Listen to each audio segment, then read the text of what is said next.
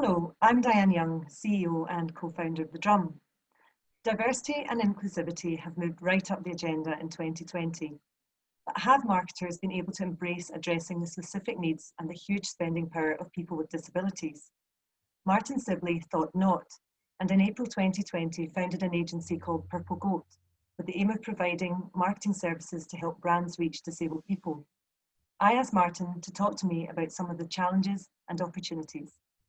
Yeah, I suppose there's a few strands to my story. One part being that I have a genetic disability, which means I'm had to use a wheelchair since about the age of 3. So all my waking hours, I'm in the wheelchair.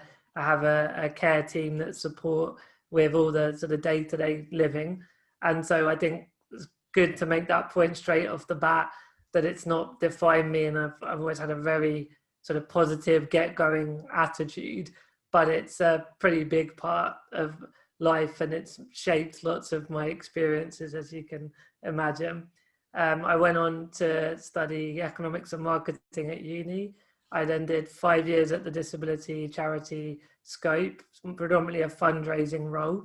And I guess I found blogging and social media, and that sort of exploded in the world in general, but it's become a vehicle that I've used for a lot of social change and business ventures as well. And to scale that, Purple Goat is a social influencer marketing agency specializing in disability. So it's definitely a few strands of media, disability, and generally wanting to make the world a better place. Mm-hmm. So what do you think the opportunities are for brands with regard to what's called the Purple Pound? Maybe you want to just say a bit about what the Purple Pound is? Sure. Yeah. So I think when we look back at the disability inclusion side, for decades, if not generations, we've had the sort of the medical model was very much about how to cure people of their disability. And if not, there was a lot of segregation and separation from society. And then gradually there's been more of a civil rights movement and laws have come in like the Equalities Act, and independent living is a lot more, particularly in the UK, we are very good around supporting a lot of our disabled citizens. There are some elements that still need improvement as well, but that's the political fight. But I think the last 10 years has been more of an awareness around the business case of disability. So when we look globally, we find that there's 1.3 billion people that have a disability that's defined as a long-term health condition. And the spending power of that market annually is said to be around $8 trillion. So that, for me, that's kind of a lot of people's jaws drop when they hear those numbers, because we just don't think of disability in that way. And we can get into more depth as we talk later on. But essentially, for a business, if your products aren't accessible and inclusive, and you're not marketing inclusively, and you're not employing disabled people wittingly or unwittingly, you're missing out on a massive opportunity on a pure business level now as well. Mm-hmm, mm-hmm.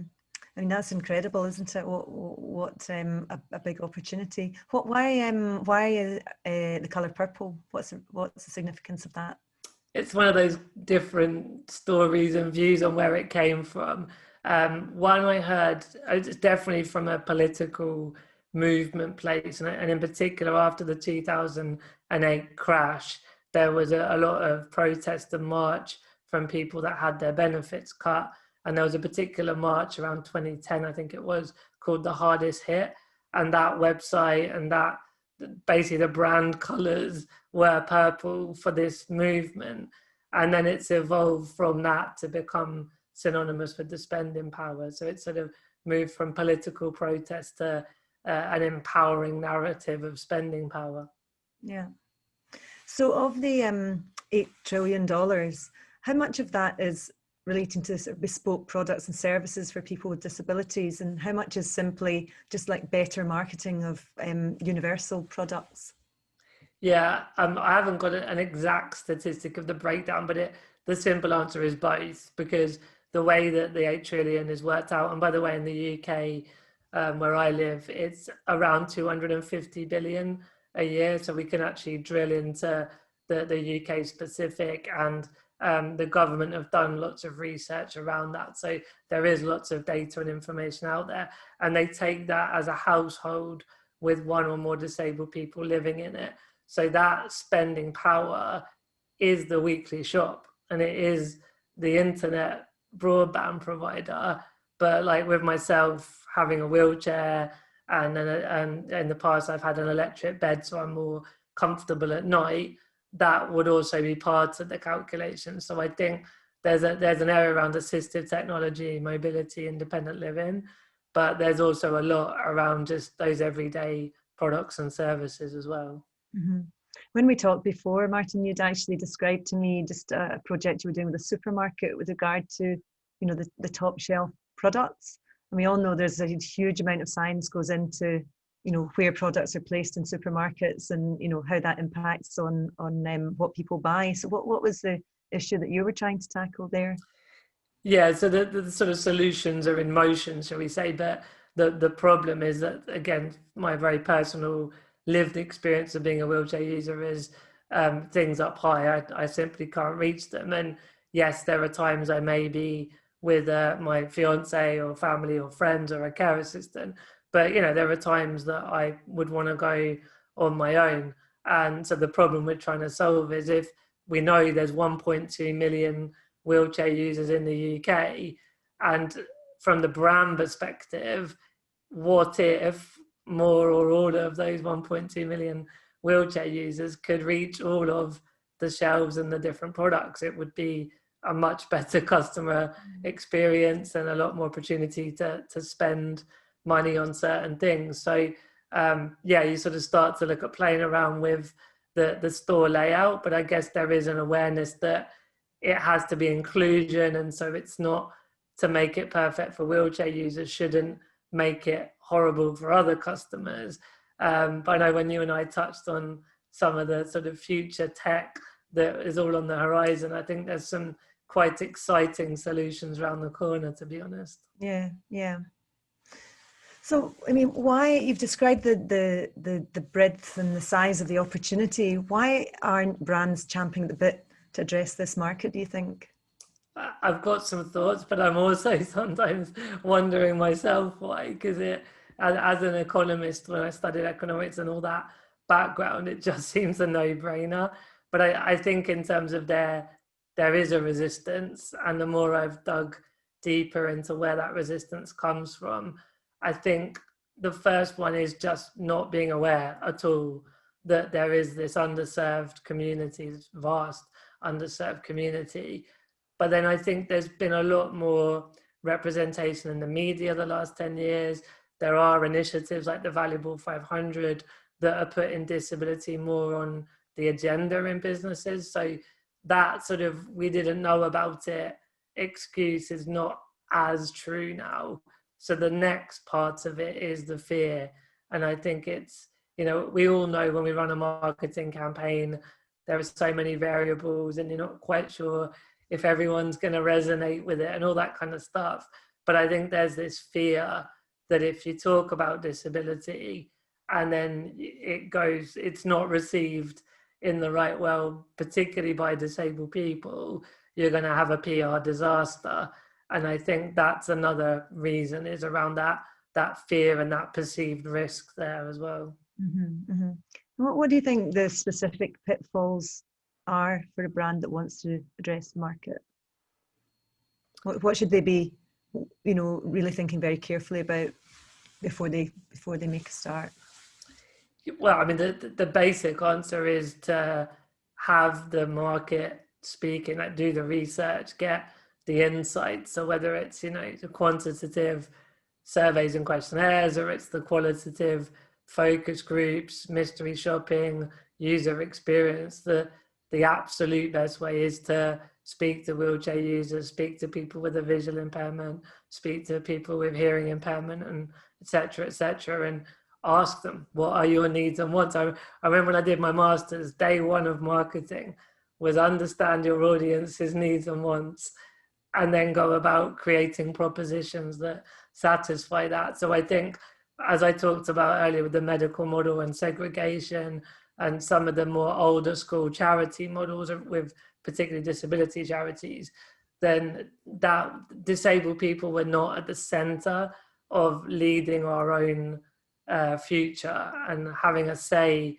at the decision-making tables. And even when we look at the government, and forgive me if it's a slight quick tangent, but when we look at how Corona was dealt with generally, there was lots of decisions that got made really quickly, but you could see that there wasn't a disabled person in the room when they got made because there were so many negative consequences. So I think it's representation, it's doing the research, and then from that it is looking at goods and services and buildings and websites. But very often there are quick wins, and it doesn't have to be synonymous with very expensive. You can make certain adjustments for certain types of disabilities without it costing a fortune. So I guess another thing is to not have assumptions as well. And if you're a marketer and you want to collect that information, get that input, how would you go about it? How would you find people? Are there organizations that are already made to help to give voice to different people, different types of disability that can help? Yeah, I don't know a lot of mainstream market research businesses that really offer a true service that has disability at the heart of it. I'm sure there are some in isolation that have been executed. Charities offer some of these kind of services, and there's been disability audits and training around for quite a while. So there is help out there, and there are organizations. But I think that is, it's a bit too obvious for me to say, but I think, the idea of Purple Goat is that by working with disabled influencers, we're putting disabled talent at the heart of this conversation. And so that's one of the things we offer, is this insights piece where it's needed to give businesses and brands that information. Mm-hmm, mm-hmm. And I know that you've been, doing a lot of research into this yourself outside, because obviously you've got one experience, but there are many, many experiences that you haven't had. So you've been doing research. What do people with disabilities want from brands? Yeah, I mean, one thing we've found almost as a new territory is want to be marketed to. And I think it goes quite against what brands think. Like, there's so many different conversations being going on, but I think there is that assumption that disabled people aren't wanting to be marketed to. So I think that's one thing, is to treat us like a consumer, and in the government sense, treat us like citizens and voters. And I think it's that opportunity to build bridges. I think there are always going to be some parts of any community that's faced some kind of oppression for whatever types of different reasons, where there is an angry reaction and there's a militancy. And I know that sometimes is what causes the fear in the brands. But the majority of disabled consumers just want to live that everyday life like anybody else, to have families, have jobs, want to go on holiday. And so it's just being able to do that more easily. Like when I go abroad, it's a military operation to fly with my wheelchair, find an adapted vehicle, adapted hotel, hire in specialist equipment. Whereas if one travel brand really, really, really got that and offered a service for someone like me to make it easier, but at scale, because we've talked about the numbers here, they would clean up on the profit side as well. Yeah. So yeah, I think it's all these sort of things around, we want to live a normal life, we don't want to be treated differently, but we have needs and wants like any segment of consumers. Mm-hmm. And on the other hand, what do they not want? I think, there's a lot of things around no tokenism, no pity, no sympathy. I think these have been the enemy of inclusion. And in a way, we can point to political correctness. The amount of times, I spoke to a friend this morning in Dubai, and we were on the same master's course. We hadn't spoke for a few years. And so she knew me really well, but we weren't talking about disability in this bigger sense when I was studying. It was like not something we had lots of conversations, and I could just see she was really tiptoeing around what word to use, and she's like, forgive me if I'm offending you here. And I think that that's part of the problem, that the political correctness is actually making more barriers than less barriers. So can you give us some examples of marketing that gets it right and some examples that you think have got it wrong? So the kind of textbook example of good marketing around disability is probably the Maltesers advert around 2016. And it was, I don't know if you remember it, Diane, but there was this disabled characters at the center of the advert. It was quite risque. It was quite sexual discussions. And from what I've heard in terms of analytics, it definitely drove an increase in sales for Maltesers, and just the reach and the awards. And it was a very groundbreaking advert. It was actually done in partnership with my old employer, Scope. It was after I'd left Scope, but so it was sort of done in that kind of partnership way. But I think the sad thing is that there's not a lot of other examples since 2016. Like, people still refer to the Maltesers advert, and of course there have been some, like Nike certainly have done some really cool, groundbreaking stuff that have been around disability, and there are some, like a handful of other examples. And in terms of why they got it right, I think it's authenticity. You can just see and feel they've not gone, let's have a disabled character in this advert we're going to do, and we'll do all the stereotypes of what it is to be disabled. They've obviously taken the time to understand the culture, and they've got people of that community, not just in the video, in the advert, but in the creative process. And I guess back to my point, it's just about representation at all stages. Yeah. So we just recently did an interview with a digital agency called Lab, and they're working on a project relating to educating marketers and how to consider how their online marketing and e-commerce approach can impact on vulnerable people of different kinds. So certain disabilities can make people vulnerable online. What sort of issues do you think that can lead to for individuals? Because we're all living very much in an online world now. So. Yeah, and I'm sure that's where some of the fear comes from, that notion of a group that are more vulnerable. And I think, so the core point of your question is there are absolutely a group of the disability community, I'm thinking more around intellectual disability, where there has to be safeguarding, and that should be much through the sort of social care that person supports. And it's no different with, younger children that we're allowing online and trying to have certain ways with our technology that restrict certain sites or certain access to negative experiences. So I think it is a problem, or it's certainly something that has to be addressed, and there's never one silver bullet and quick and fast answers. But I suppose what the counterpoint to that is that whilst that has to be there and considered, I know that when I referred to earlier, when COVID-19 began and there was a lot of knee-jerk reactions from government, they talked about kind of anyone with a health condition as being vulnerable. And I think we all are vulnerable in certain circumstances, but we talk branding, from a branding point for disabled people, we don't want to come out of the pandemic known as the vulnerable ones, because in different situations we're not always vulnerable. So I think where there is a vulnerability to an environment or a situation, we do have to look at those safeguarding, as I said, like we would with children or anyone in that kind of situation. But also not to paint a whole community with that brush and almost take it on those case-by-case basis. When we were talking in advance of this interview, we talked a little bit about the targeting of online advertising.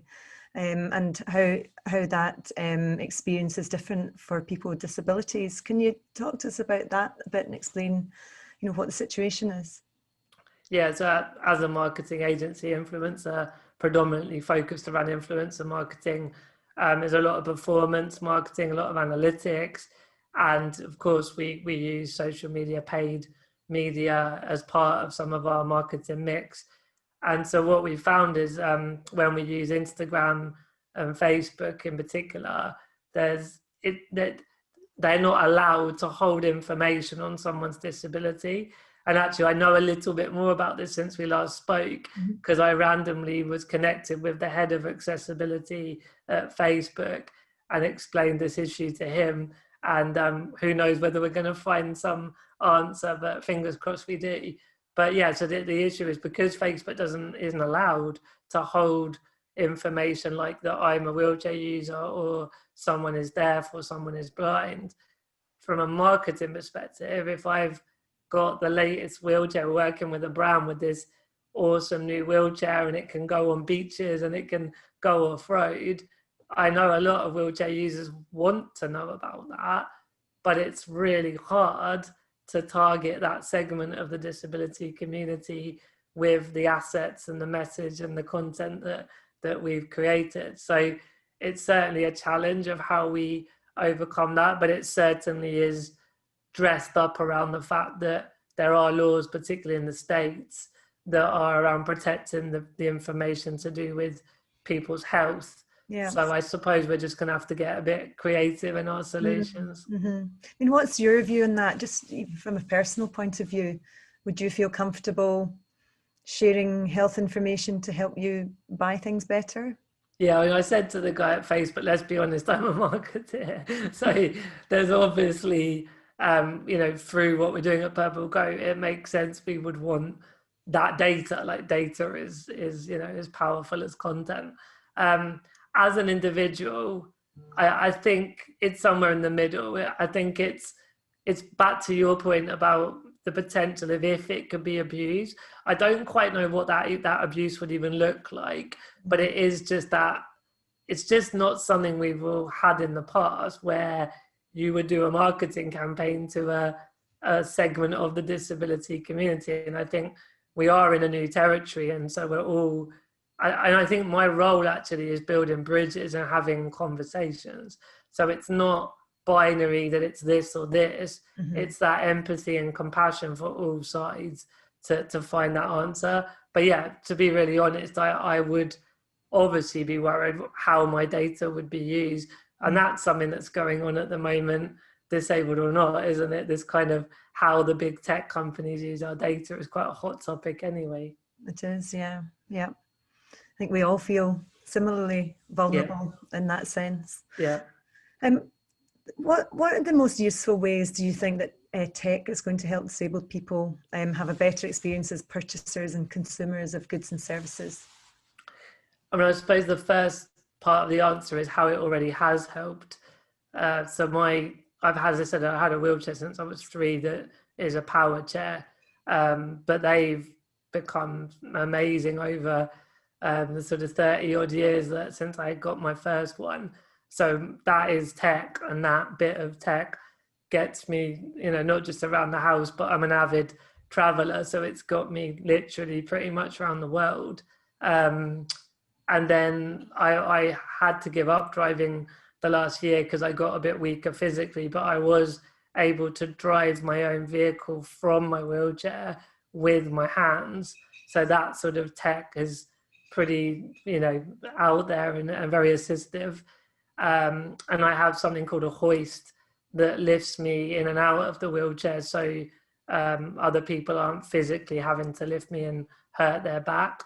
So I guess in that independent living part of it, there's been a lot of tech that's been very groundbreaking, and we can apply that to other segments, of disability. The sort of hearing aid is a technology, could even say glasses to some degree are enabling technologies in a way. But the last few years, I mean, I only use my laptop for video calls because of the camera angle, but I use my smartphone for everything because with my lack of dexterity, I can't type on a keyboard, but I can do better on a smartphone. And I've got an Alexa, which means that when I'm in bed, I can't even operate my smartphone, but I'm able to use my voice to play my audiobook, listen to music. So I think, recently we've seen an explosion of mainstream consumable tech that is empowering disabled people, like those use cases that I just gave. And then when we look to the future, the sort of Elon Musk part of the world, the driverless cars and all this sort of stuff, I think we're at a crossroads. We actually did an article in the magazine that I co-founded on transport. And for so long, transport's been not great, particularly for a wheelchair user. It's not been the best experience, and flying is just a nightmare, really. But we're at that crossroads. If we have disabled people in the design process, so if I'm able to get in these driverless cars, that opens up so much independence for me. But if they make them not big enough for my wheelchair and without a ramp, I'm going to be even more disabled, inverted commas. And that's definitely a interesting one on the language. That the word disabled for me is actually disabled by barriers, not disabled by my health condition. So when there are no barriers, I'm not disabled anymore. And so that's that point with the driverless cars. If there's a ramp and enough room, I'm not disabled to get in that car. Yeah, and actually you're enabled to go and consume Yeah. in many ways that you wouldn't be able to otherwise, at restaurants and bars and shops and tourist attractions and so on. And that's another good point, particularly within COVID. So I think I might have mentioned this to you when we spoke briefly, but for everybody else, I'm a Nando's addict, and I normally go to the table and someone has to get my wallet, go and order at the till. If I'm with someone I'm not as familiar, like a new care assistant, you're entrusting your PIN number and the bank card, all this kind of safeguarding, that vulnerability in those situations, even for me that feels very confident and empowered, that circumstantial vulnerability is very real. But then I went in lockdown to Nando's and I ordered everything from my phone and I paid on my phone. And it was great because I felt more enabled to have that experience and to treat my fiance and all that sort of stuff. So this kind of thing is going to be really helpful. Yeah. Do you think that COVID in some way has, been a groundbreaking thing in a sense for people with disabilities? Because life has changed so much for all of us, and we've all, up to an extent, been kind of, I suppose, trapped in our homes, unable to do things that we would normally expect to do. Do you think there's been a kind of a leveling in a way that will help people understand better? There's kind of not a paradox, but two very opposite sides of the story. So I think on the healthcare, there was talk about lack of ventilators and disabled people with pre-existing health conditions being not allowed the ventilator. And so there was a lot of horrible stuff going on in that sense when COVID was just kicking off in March, April, that made a lot of people scared of, will we get the same, is there the same value on our life in a healthcare setting than someone without a disability? Social care is always a problem, and there's a lot of fear at the moment as we have this economic, impact.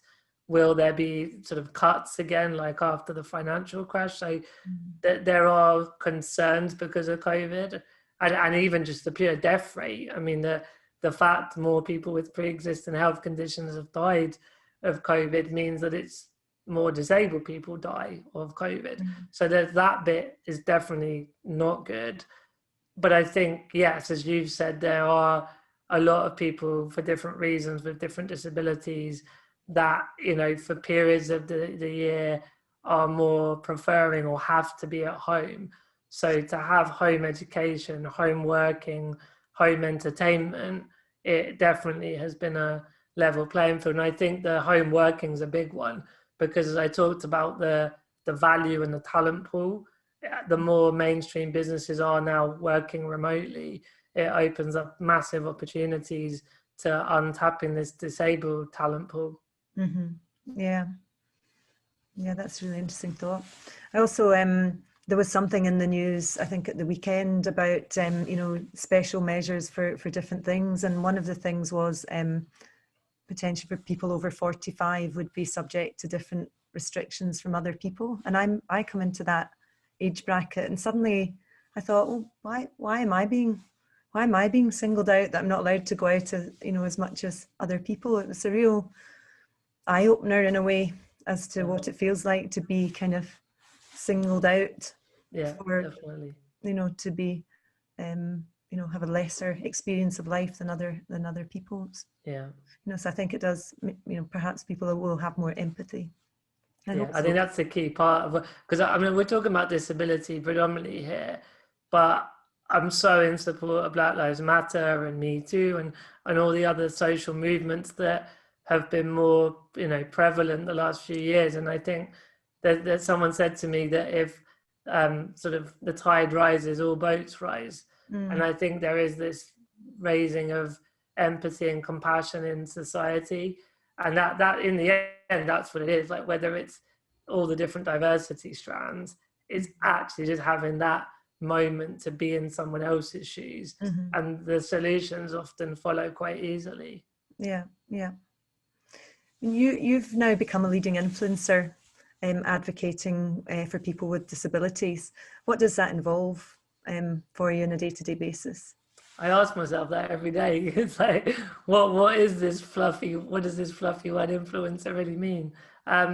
So when I started blogging, I had done workshops with younger children with disabilities, and to give them a role model that was a bit older, who has managed to work and travel and all the things I've been able to do. That's the fuel for me. That's the mission, is all around that. And then with the rise of social media and blogging, I was able to package up those messages and reach a far bigger audience. And then as it's grown, I think that it surprised me when non-disabled people would write to me on my blog and be like, wow, you know, it's so cool that you flew the plane and went scuba diving, all the kind of adventures I've done. So I then learned that it isn't just for disabled people, or in particular younger disabled people. It's all ages of disability and lots of other people as well. And then as it's evolved more into these entrepreneurial ventures, I think it's quite exciting that we have this vehicle that can create impact at scale now. And I've also gone from feeling awkward about earning money from something I really love and I just believe passionately about, and I'm now more like, well, if I can be a successful entrepreneur and make the world better, that's pretty bloody cool. So it's hard to define exactly what I do, but I suppose it's constantly raising awareness of these barriers and trying to pull them down or work out ways to get over them. What's your vision for the future of Purple Goat? Oh, I mean, the general vision is a world that's fully inclusive. And so, because when I used to work at the charities, the vision was more about almost not needing the charity because everything is part of the DNA of society. But I think Purple Goat has a role to play even when there is full inclusion, because in the end, it's about connecting brands and governments with the disabled community, which will always be needed. So I think it's having that bridge and opening those lines of communication ultimately to bring disabled people more to the table and have the same opportunities that everybody else has. And what about as a business? Where do you see the business going? Would you like to expand internationally, or do you plan to keep it small and tight, or what's in your head? I think bigger is better. It'll be global and it will be big. I don't want to put numbers on it, but the sky's the limit. Yeah. I'm sure you're going to get there as well. What if there was one thing that you would like to achieve in the next, say, 5 years, that you could pinpoint, that you could look back and say it was all completely worth it? What would it be? What's one of your big goals? Yeah, I mean, we launched in April. So even this year, what we're doing today is so much more down the road of where we were prior to April. So like with the fact we're getting paid opportunities to disabled influencers and we're opening the minds of brands is already phenomenal. I think in 5 years, it would be more global presence in terms of offices around the world. And I'd really like when we're more up and running in the sort of developed countries to work out how we use this model to empower people in less developed countries as well, which will maybe have some different mechanics and different ways. But yeah, I think within 5 years, we'll be able to really start making a difference in all types of economies. Mm-hmm. Brilliant. Good stuff. Let's finish then. We want to hear your advice to any marketers, agencies or brand who's unaware or fearful around disabled people as consumers of marketing. What would your best bit of advice to them be? Yeah, I mean, I think it's if you are running a part of a business that is looking to grow and have new opportunities, this is a silly one to pass up. I understand it's new and a bit, it's a new territory, and there will be a fear and a risk with that. But there is a lot of resource and talented people out there that are willing and able to guide you on that journey. So you don't have to do it on your own. And we all know the entrepreneurial mantra, like we will always fail, and that is how we learn and we go again and do better next time. So maybe the other thing is not to have that fear of it going wrong as well, like accept it probably will go wrong, but that's fine because that's what we do. And ultimately, yeah, it will be a really cool journey and it will make a big difference to the world. Great. Okay. Well, Martin, it's been an absolute pleasure meeting you. I wish you all the best with Purple Goat and your influencing. And I'm sure we're going to come across each other again soon. So all the best and thanks so much for your time. Oh, thanks so much too. It's great to catch up.